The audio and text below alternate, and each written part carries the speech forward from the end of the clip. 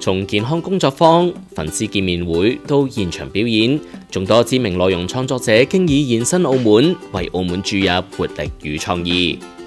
由旅遊局與國際媒體製作公司 Blended 聯合主辦嘅2025澳門國際創作者大會，於昨日起喺永利皇宮正式開鑼。為期5日嘅活動，以澳門等於年輕、國際、創新為定位，匯聚約250組國際及大中華嘉賓陣容，包括180組內容創作者、50位演講嘉賓及20組演出單位，喺澳門展開形式豐富嘅活動，包括開幕及閉幕派對、商業論壇、現場表演、粉絲見面會、健康工作坊及創作者學院，全面展示澳門世界旅遊休閒中心嘅創意活力與國際連結。我哋覺得咧，今次呢一個 Creator Week 咧，亦都係我哋即係澳門去推進呢一個以中華文化為主流、多元文化共存交流嘅合作基地咧嘅一個生動嘅體現。因為其實我哋澳門有 KOL 嘅參與啦，亦都有好多國際嘅 KOL 同埋國內嘅 KOL 一齊共聚於澳門。咁我覺得除咗佢可以幫澳門本地嘅文旅做宣傳之外咧，更加多嘅係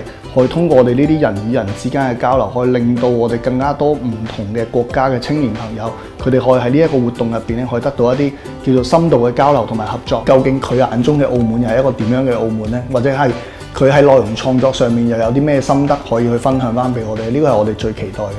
作為亞洲超大型嘅跨平台創作者盛會之一，本地創作者當然不容缺席。澳門大使將以本地視角，聯同20名嚟自世界各地嘅星級創作者，以社區遊形式深度體驗澳門，讓國際及大中華地區創作者深入了解澳門文化、城市風貌及創意活力，向全球媒體大眾傳播澳門魅力。而本地創作者則可藉此交流學習，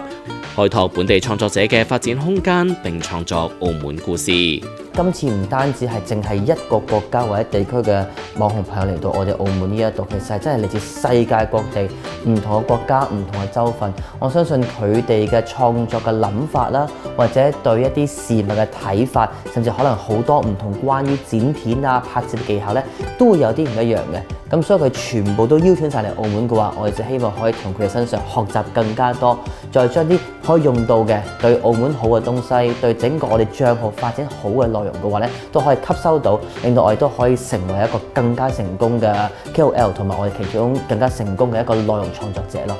此外，活動亦喺今日及明日推出多項活動，邀請公眾一同參與，例如喺澳門美高梅百寶箱帶領粉絲一齊做健身及瑜伽嘅 Creator Week 健康工作坊，匯聚20組國際及本地音樂人喺澳門銀河百老匯美食街免費向公眾開放嘅 Creator Week 現場表演，喺澳門倫敦人特設專區，讓粉絲能與40名明星級創作者近距離合照互動嘅 Creator Week 粉絲見面會都將陸續展開，其中部分活動需事前登記，感興趣嘅觀眾切勿錯過。而 Creator Week 商業論壇及 Creator Week 創作者學院亦將於10月27日及28日展開，進一步推動澳門創作者經濟發展，提升澳門旅遊網紅城市形象。